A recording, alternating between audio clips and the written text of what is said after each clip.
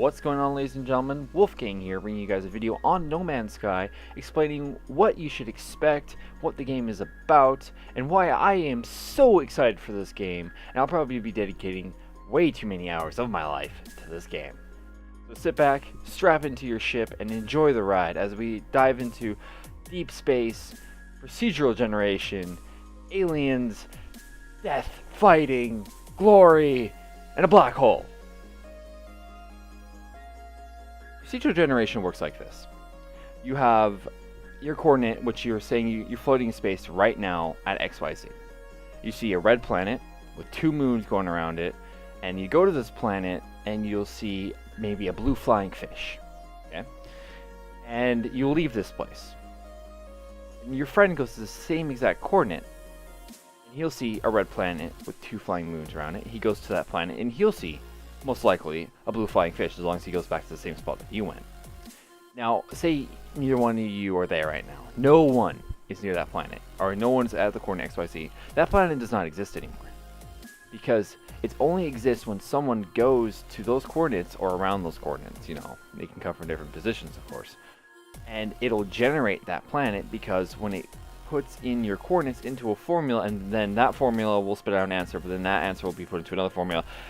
And then that answer will be put into a few more formulas, and those answers will be combined and put into it's called chaos in mathematics, where it's just a whole bunch of formulas put together to get one answer, and each answer the formula gets is put into another formula, another formula, another formula, another formula, and basically humans can't do it, but computers can. But when you leave this planet, it's no longer there. The best analogy for this is actually the head of Hello Games. I'm quoting him right now. If a tree falls in the forest, will you hear it? No. Will it make a sound? Yes. If you're not there, you won't hear it, but it still will make a sound. That's common sense. But in No Man's Sky, the tree won't make a sound if it falls, because it won't be there when you're not around. There won't be a tree if you're not in that forest. There won't be a tree. There won't be a forest on a planet if you're not on that planet. There won't be a planet if you're not in that solar system. There won't be a solar system if you're not around it.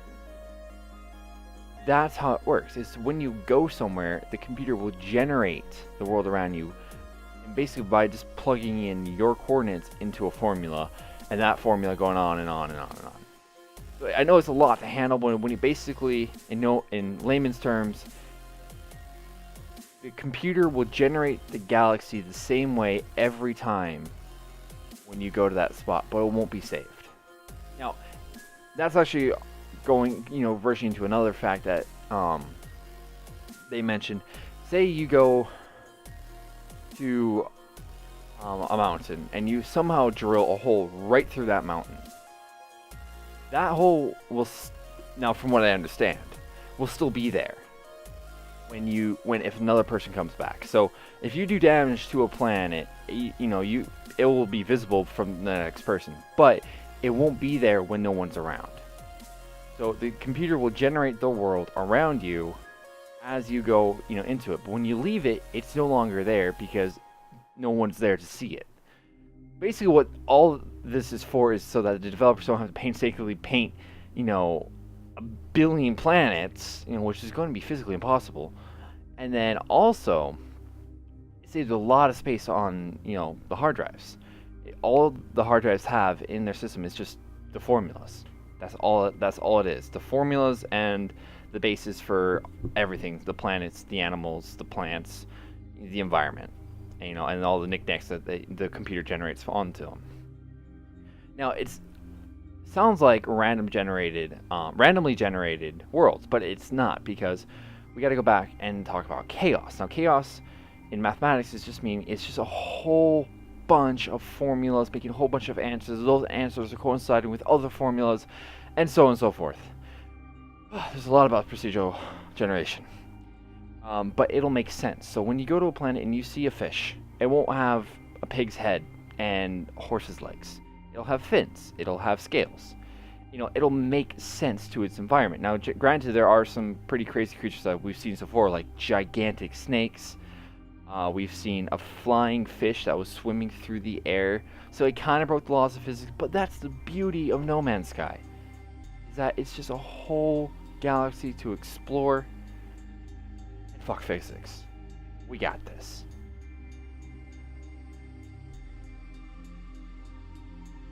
Alright, so let's talk about what happens when you first get into the game. When you first spawn, there's no tutorial. There's no cutscene with a storyline. There's literally nothing. What happens is that you spawn in and you kind of like warp in, and I feel like you're being punted by God straight to the ground, like, get out of here! And you spawn in and you have nothing. You do have your gun, or your, I want to call it like a laser miner. It's a multi-tool. You can shoot things, you can mine things, you can point it at an airplane and make it crash, maybe. Nah, I don't think you can do that, but that'd be funny if you could. You do spawn near your ship. It'll take a couple minutes to walk over there. And it's okay, so Hello Games describes it as the very first time we want the feeling that you warp in and see trippy visuals as the galaxy forms around you. They also describe it as the ending of Space Odyssey. So basically, you're getting punted by God to the ground. Cool. Now, when you get to your ship, there's a simple click of the button. You can get in, so it's really smooth. We've all seen footage of you just getting into your ship. It's really, really smooth and really nice. And then you do have a mini-map that shows points of interest. You do have a galaxy map so that you can see where you are in the galaxy, what materials, what solar systems might have what materials. They hint at what materials they'll have, what planets have been discovered by other people, your friend stats, etc., etc., etc. But you can't really leave that solar system. You need a hyperdrive. Now, when I say you can't really, I mean that you can, but you're going to be spending your whole real life trying to get to the next solar system in that game. Like, I'm not kidding. You will start when you're 12 years old, and maybe when you're like 25, you'll get to another solar system without a hyperdrive. So it's pointless to go without a hyperdrive. So you got to go collect materials, maybe do some quests. We've heard that you can like protect cargo ships from AI attacking enemies, and you can get units for that. The whole game is based off of units. And you get units for almost everything. You get units for mining, you get units for destroying ships, you get units for quests, but you do not get units for killing the animal life. You cannot get units for hunting, for sport. And there's actually literally no reward for killing an animal on a planet. There's no reward at all. So, if you do kill an animal on a planet, you're gonna get attacked. And we'll talk about that in a sec. So after you get your hyperdrive, then you can really start your adventure by going to different solar systems and just exploring new planets. And we're going to start talking about the black hole and towards the end.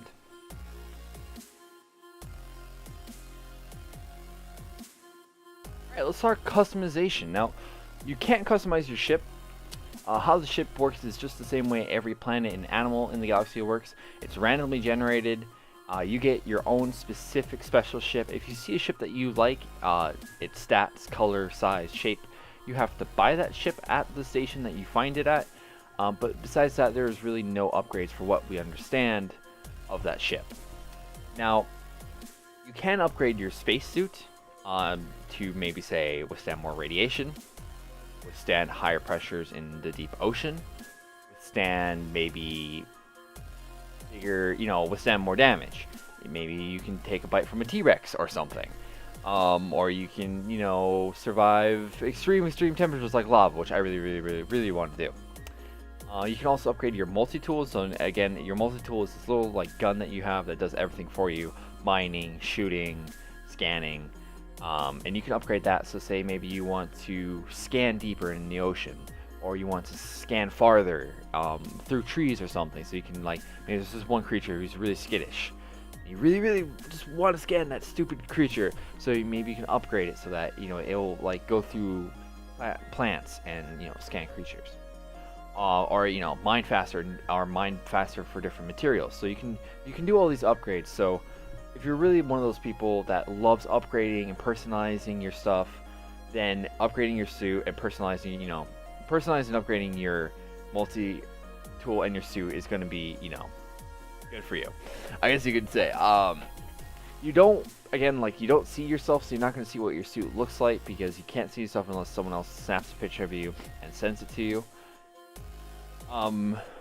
Now, I'm not sure if every person is different, or we're all generically the same. Again, that we have to find out when we play the game.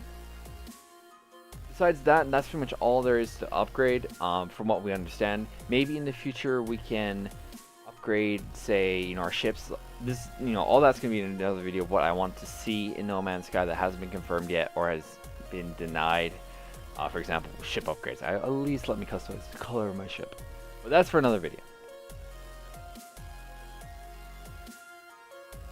So the multiplayer is pretty simple and straightforward.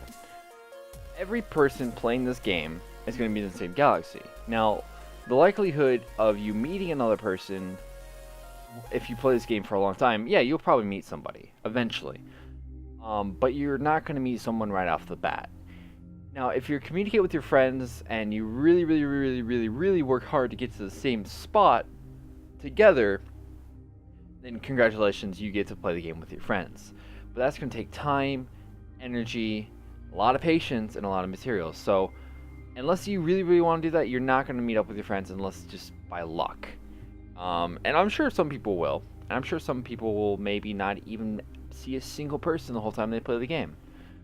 So that's why, like, the developers are really stressing, don't concentrate on meeting your friends. Just concentrate on exploring and just think about it. You are in a galaxy. This is as big as an actual galaxy. Don't worry about your friends right now. Worry about exploring that shit. Worry about, I can't explain it enough. It's just, if you really want to meet your friends, I'd say go for it. But otherwise, you're probably not going to meet them. Now, they are mentioning that there might be another mode where it is more cooperative with other players. They are mentioning another mode where it is going to be more friend-based, but where you actually interact with people a lot more, like, what some people might expect in Elite Dangerous. But that has not been confirmed. That's only a rumor, so don't bank on it.